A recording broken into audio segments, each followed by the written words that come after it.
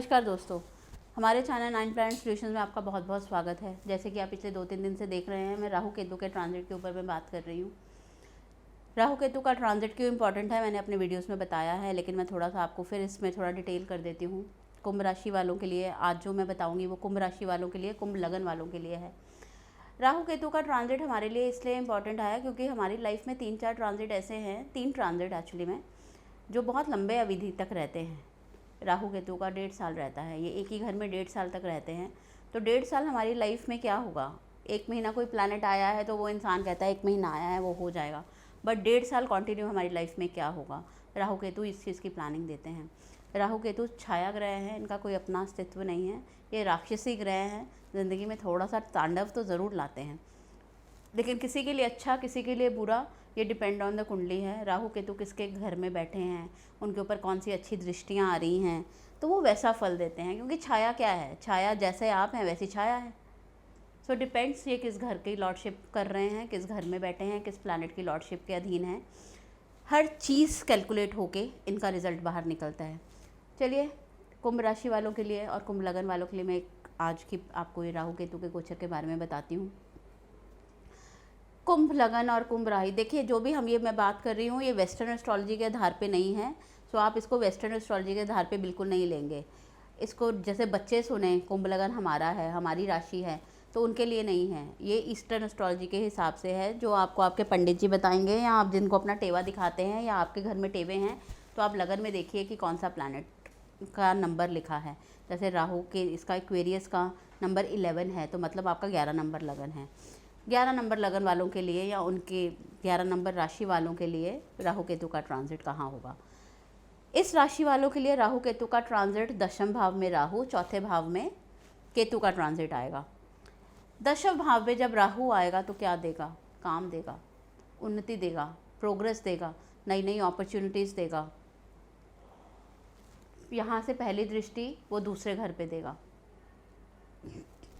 अब यहाँ से जो वो पहली दृष्टि दूसरे घर पे देगा तो हो सकता है फैमिली के साथ मनमुटाव देगा, वाणी कड़वी कर देगा, वाणी पे इफ़ेक्ट दे देगा, मैं आ जाएगी, अपनी वाणी पे संयम रखिए। उसकी दूसरी दृष्टि, सप्तम दृष्टि केतु के ऊपर होगी, सुख स्थान के ऊपर होगी, अपनी माता का ध्यान रखिए। स्थान परिवर्तन के योग बन रहे हैं आप लोगों के, जिनके घर बदलने हैं, जिनको अपनी ऑफिस शिफ्टेड होने हैं, तो आपके जिनका मन है कि मेरी जॉब का ट्रांसफ़र हो जाए मेरा, तो उनके लिए ये समय सुखद है क्योंकि उनका स्थान परिवर्तन पक्का है। इस राशि वालों के लिए ये स्थान परिवर्तन होकर ही रहेगा, बहुत ज़्यादा चांसेस हैं, डिपेंड्स आपकी कुंडली के ऊपर भी है। उसके बाद इसकी तीसरी दृष्टि, इसकी दृष्टि 6ठे भाव में आएगी, रोग पे, कर्ज़ों पे। किसी तरह का कर्ज़ लेना से मैं मना करूँगी आपको। यहाँ पे अगर आप कोई कर्ज़ लेंगे और लंबा फंसेंगे तो आपका वो कर्ज़ आपको परेशानी दे देगा, तो कर्ज़ बहुत सोच समझ के लीजिएगा।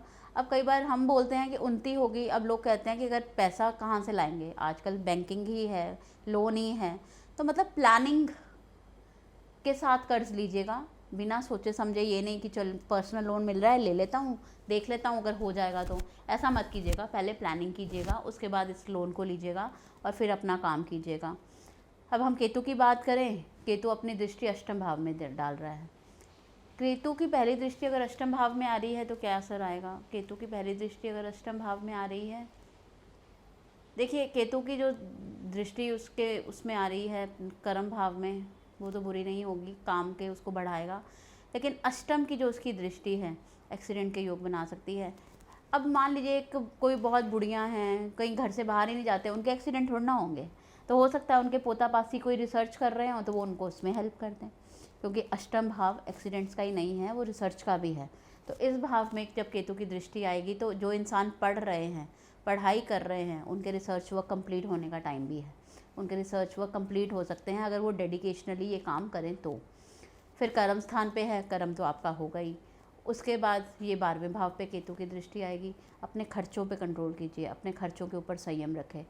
खर्चे, फालतू के खर्चे, इस चीज़ को आपको आके परेशानी दे सकते हैं। ऐसे सिचुएशन में ना हम जब शॉपिंग वगैरह करने जाते हैं ना, तो मतलब पसंद आया ले आए, लेकिन घर में आके देखा ऐसा कुछ तो मिलता जुलता था ही। सो ऐसे लोगों को मैं यही बोलूँगी, स्पेशली लेडीज़ को, कि शॉपिंग करने के समय जब शॉपिंग करने जाएं तो पहले प्लान करके जाएं, लिख के जाएं कि क्या क्या सामान लाना है, नहीं तो आप व्यर्थ का पैसा ख़राब करके आ सकती हैं।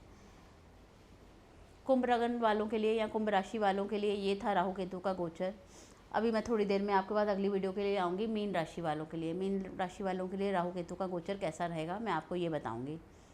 धन्यवाद दोस्तों, मेरे चैनल को लाइक करने के लिए, सब्सक्राइब करने के लिए और शेयर करने के लिए आपका बहुत बहुत शुक्रिया।